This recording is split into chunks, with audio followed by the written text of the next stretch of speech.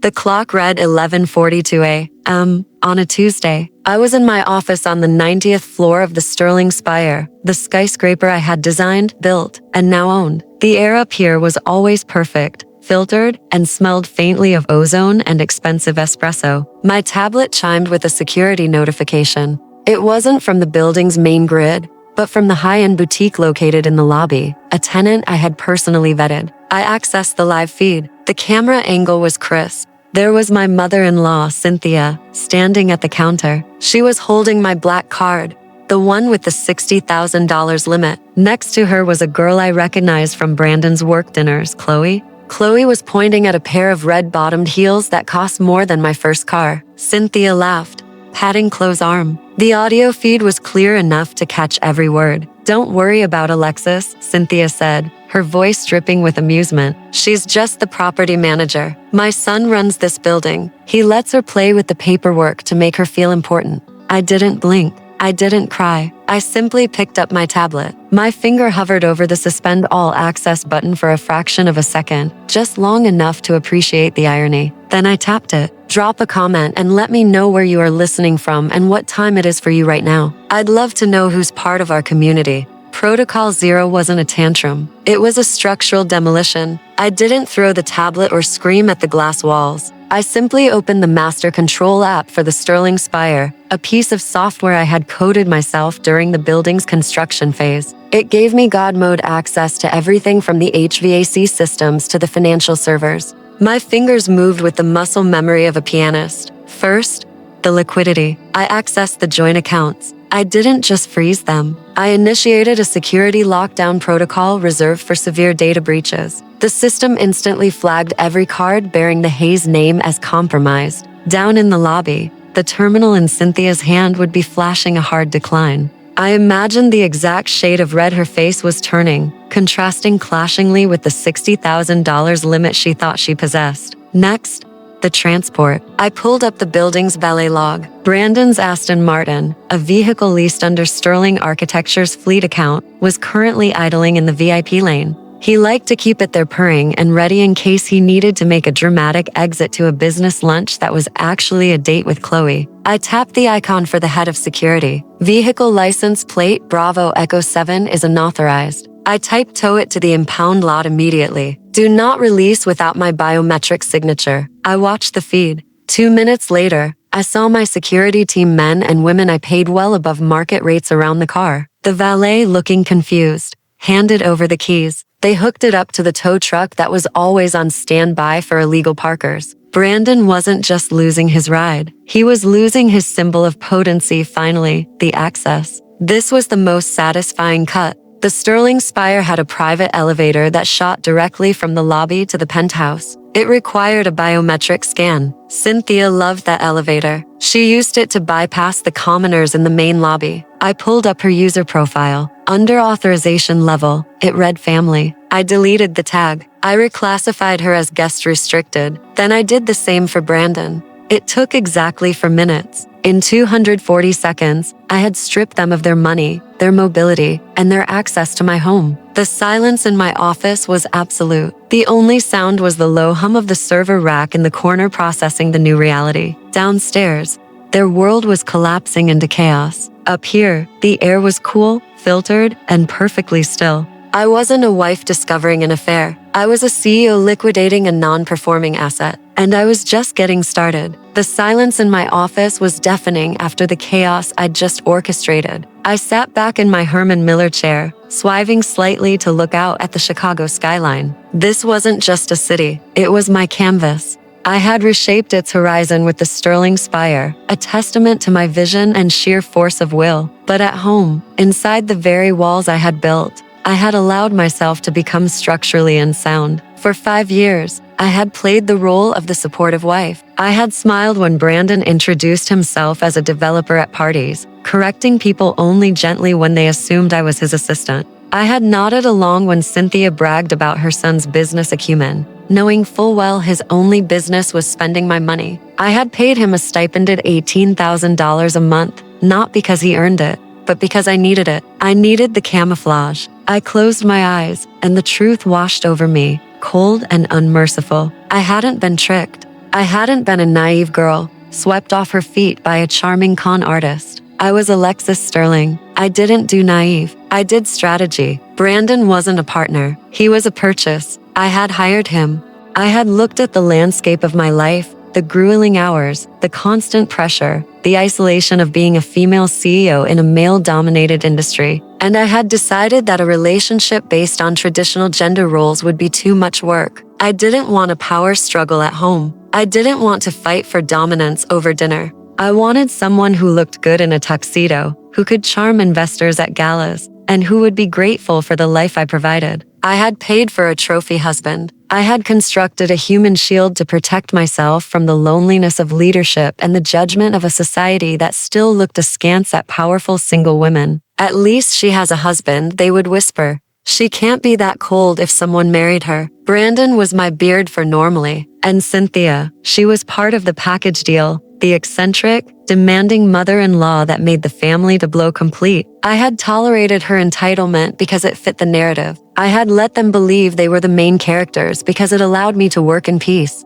But I had made a critical calculation error. I had assumed that their gratitude would be the mortar that held this arrangement together. I had assumed that $18,000 a month would buy loyalty. Instead, it had bought contempt. They didn't respect me because I hadn't demanded respect. I had simply paid for compliance. And like any bad employee who realizes the boss isn't watching, they had started to steal. The realization burned, but it also clarified. I wasn't a victim of their greed. I was a victim of my own bad investment. I had built a foundation on sand, and now the cracks were showing. But unlike a building, I couldn't just reinforce the beams. This project was a total loss. I opened my eyes. The city lights were starting to twinkle below a grid of electricity and ambition. I wasn't going to cry over a bad hire. I was going to liquidate the asset. I was going to tear it all down to the studs and rebuild something honest. And the demolition had already begun. My phone on the desk started buzzing violently, interrupting the silence. I glanced at the caller ID, Cynthia. She was calling me from the lobby 40 floors below. I let it ring once, twice. Then I picked up, putting it on speaker without saying a word.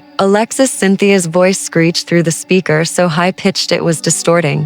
What is going on? The card was declined. Declined? In front of important clients. Important clients? I repeated, my voice calm, almost bored. You mean the 24-year-old you were buying shoes for? There was a stuttered pause on the other end. She is an associate of Brandon's. Don't change the subject. You forgot to pay the bill, didn't you? You incompetent girl. Do you have any idea how embarrassing this is for the family? I didn't forget anything, Cynthia, I said, leaning back in my chair. I canceled the card. You what? Before she could launch into another tirade, another notification pinged on my laptop. It was a text from Brandon. What the? Lexi? My card just got towed from the valet. They said, you authorized it. Fix this now. I have a lunch meeting in 10 minutes. I looked at the text, then back at the phone where Cynthia was now hyperventilating. And I canceled the car service, I added. And your elevator pass. You're currently trespassing in a secure building. Trespassing? Cynthia shrieked. This is my son's building. He built this. You are just the decorator.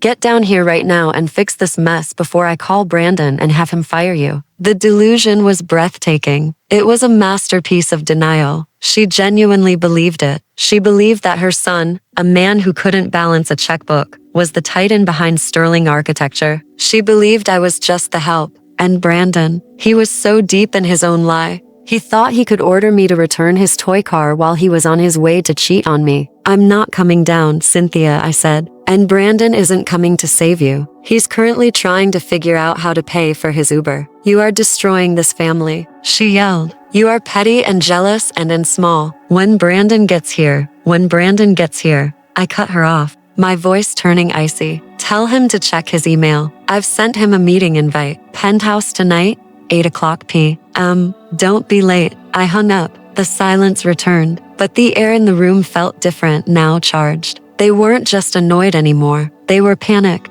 The illusion was cracking. They were like actors on a stage who suddenly realized the scenery was falling down around them. But they still didn't understand the scope of the collapse. They thought this was a glitch, a mistake, a temporary tantrum from the property manager. They had no idea I was the one holding the sledgehammer, and tonight I was going to swing it. I stood up and walked to the wall, safe hidden behind a minimalist abstract painting. The keypad beeped softly as I entered the code. My birthday, a date Brandon had forgotten for 3 years running. The heavy steel door swung open, revealing the neatly organized reality of my life. I pulled out a thick, leather-bound binder labeled Hayes Family Trust. It was a document Brandon had asked me to sign years ago, claiming it was for estate planning. I had read it, of course. It was a poorly drafted attempt to transfer ownership of the penthouse into a trust controlled by him. I hadn't signed it. Instead, I'd had my lawyers draft a counter document, a postnuptial agreement that clarified ownership down to the last light bulb. He had signed it without reading, assuming it was the paperwork he'd requested. Next to the binder sat a small velvet jewelry box. I opened it. Inside lay a diamond necklace and a pair of emerald earrings, the Hayes family heirlooms. Cynthia had given them to me on my wedding day, with a tearful speech about passing down the family legacy. These have been in the Hayes family for generations, she had sobbed. They are priceless. Promise me you'll protect them. I picked up the necklace. It felt heavy, convincing, but I knew the truth. 5 years ago, right before the wedding, I had hired a private investigator to look into the Hayes family finances. I found out they were destitute. Their old money had evaporated in bad investments decades ago. Cynthia had pawned the real heirlooms in the 9S to pay for a country club membership she couldn't afford. When I found out, I didn't expose them. I wanted to protect Brandon's pride. So, I had quietly bought high-end replicas, costume jewelry made with cubic zirconia and lab-created emeralds, and arranged for them to reappear in a safety deposit box Cynthia had forgotten about. I let her believe she had found them. I let her have her moment, and now she was threatening to sell them. I went back to my desk and pulled up the security feed again. I rewound the footage to 10 minutes before the card was declined. The audio was crystal clear. Cynthia and Chloe were sitting on a velvet bench in the boutique heads close together. As soon as Alexis is out, Cynthia whispered, her eyes gleaming with malice, "We'll move you into the penthouse. It needs a woman's touch. Alexis has it looking like a sterile hospital. You can redecorate. We'll sell some of the heirlooms if we need quick cash for the lawyers to push her out."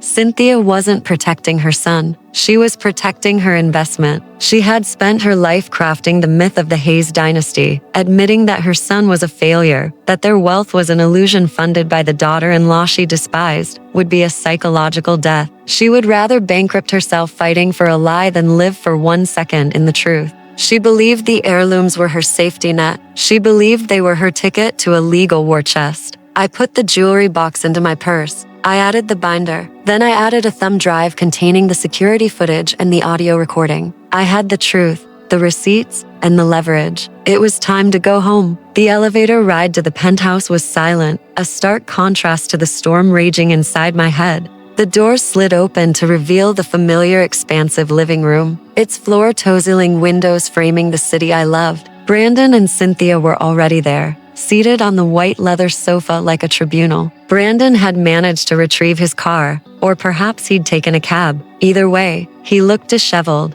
His tie loosened a sheen of sweat on his forehead. Cynthia was pacing, clutching a glass of wine that I recognized as a vintage I'd been saving for a special occasion. "You're here," Brandon said, standing up. He tried to muster an air of authority, but it cracked around the edges. "We need to talk, Lexi. This behavior, it's erratic. It's concerning. Freezing the accounts, locking my mother out. You're acting like a crazy person." "Sit down, Brandon," I said, my voice low and steady. I didn't shout. I didn't need to. I walked past them to the dining table and placed the black folder in the center. "Both of you." Cynthia stopped pacing. She looked at the folder, then at me, her eyes narrowing. "Is this an apology? Because if you think a few papers are going to make up for the humiliation I suffered today, sit," I repeated. This time it wasn't a suggestion. It was a command. Reluctantly, they sat. I remained standing. The power dynamic in the room shifted, palpable as a change in air pressure. "I'm not here to apologize," I began. "I'm here to clarify the terms of your residency in the Sterling Spire."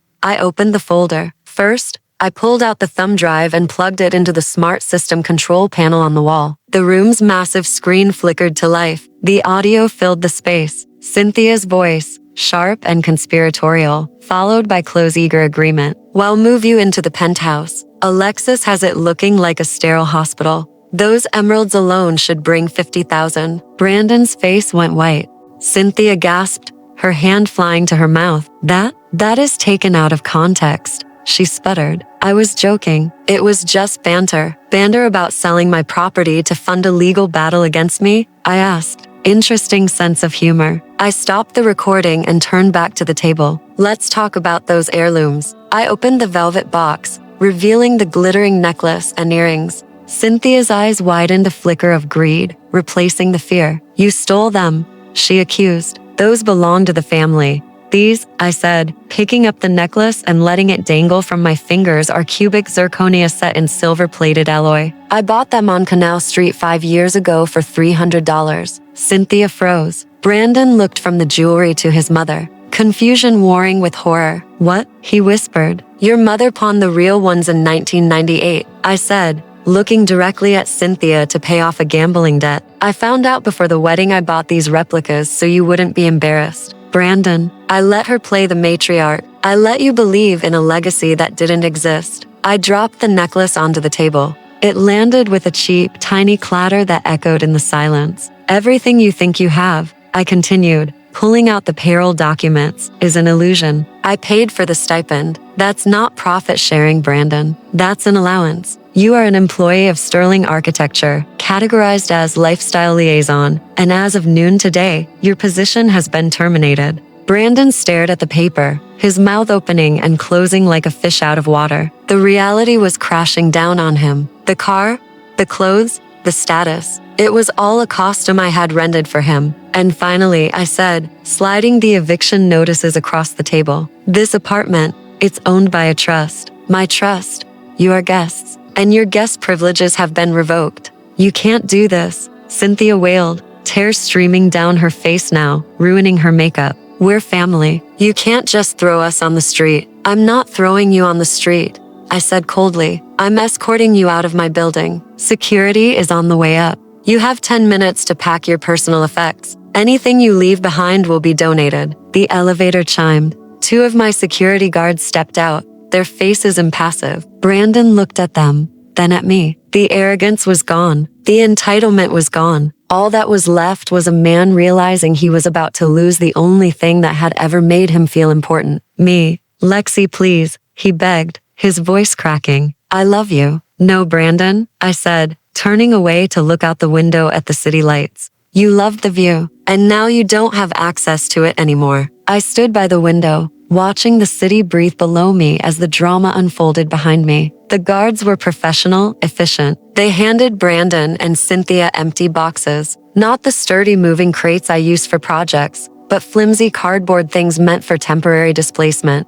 10 minutes, the lead guard said, checking his watch. Brandon didn't argue. He moved like a sleepwalker, grabbing clothes from the closet, stuffing them haphazardly into a box. He grabbed his watch case, then hesitated, looking at me. I didn't turn around. He left it. Cynthia was less resigned. She was trying to negotiate bargaining with the security team with Brandon with the air itself. I need my vase, she cried, pointing to a monstrosity I had always hated. It's an antique. It's from Pier 1, I said, my reflection in the window catching her eye. Leave it. When they were finally packed, standing by the elevator with their meager possessions, they looked small. The penthouse usually filled with their noise, and their demands felt vast and empty. Where will we go? Brandon asked, his voice barely a whisper. He looked at me, hoping for one last bailout, one final swipe of the black card. There's a motel off the interstate, I said.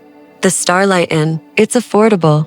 I checked. Affordable. Cynthia spat the word like a curse. You're sending us to a motel. I'm sending you to your reality, I replied. You have no credit, no assets, and no job. A motel is generous. They stepped into the elevator. The doors closed, severing them from my life. I didn't feel triumph. I didn't feel joy. I felt a profound quiet relief, like setting down a heavy pack after a long hike. I walked to the kitchen and poured myself a glass of water. My phone buzzed. It was a notification from the building's security system. Unit 9001, access denied. User Brandon Hayes. He had tried to come back up. The system had rejected him. Then another buzz. A text from Chloe. Hey, so Brandon says there's a misunderstanding about the penthouse. Is he really, like, broke? Because I have other offers. I laughed. It was a dry, humorless sound. I typed back. He's broke, unemployed, and homeless. Good luck.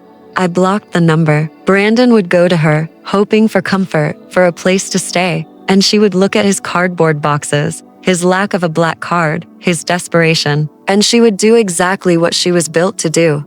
She would leave. He would realize, then truly realize, that without me, he was nothing. He was a man who had traded a kingdom for a reflection in a puddle. Cynthia would try to pawn the heirlooms. I imagined the scene at the pawn shop, the appraiser's loop, the shake of the head, the humiliating revelation that her legacy was worth less than the gas it took to drive there. They were about to learn the hardest lesson of all. Status isn't transferable and lies don't pay the rent. I took a sip of water. It tasted clean, cold, perfect. I stood at the floor-to-ceiling windows of my office in the Sterling Spire, looking out at the city I had helped shape. The sun was setting, casting long shadows between the buildings, painting the glass facades in hues of orange and violet. It was a view I never tired of, a reminder of what could be built from the ground up with vision and persistence. In my hand, I held my tablet. The screen displayed the building's master security interface. I navigated to the user database. There were 2 profiles flagged for review, Brandon Hayes and Cynthia Hayes. Their status was currently guessed.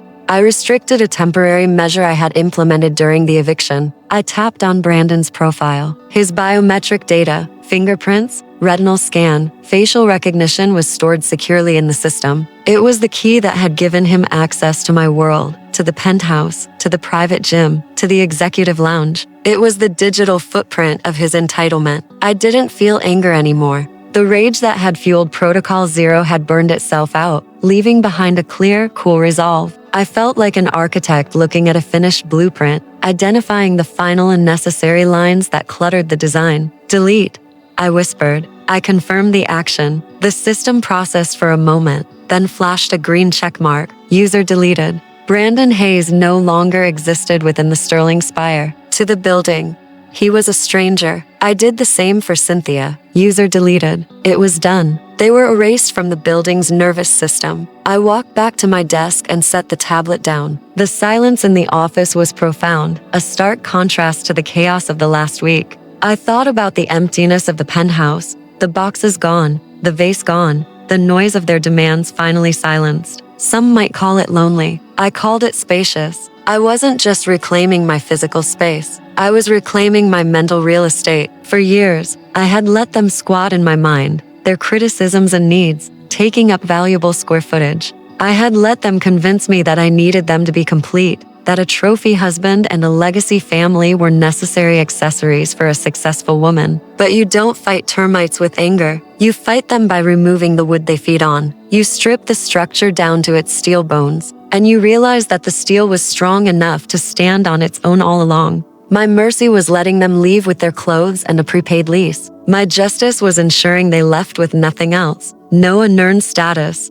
no stolen credit, no access to the life I had built. They had wanted the view from the top without climbing the stairs. Now they were back at the bottom and I was still here. I took a deep breath, filling my lungs with the cool, filtered air of my office. I picked up my phone and opened the camera app. I turned it around to face the city, capturing the reflection of myself in the window, a woman standing tall in a tower of her own making. I didn't post it. I didn't need the likes. I just saved it to a folder marked renovations. Then I turned off the lights and walked to the elevator. It was time to go home, to my home. If you've ever had to renovate your life to get rid of the pests, hit that like button and subscribe. Share this with someone who needs to remember they own the deed to their own life.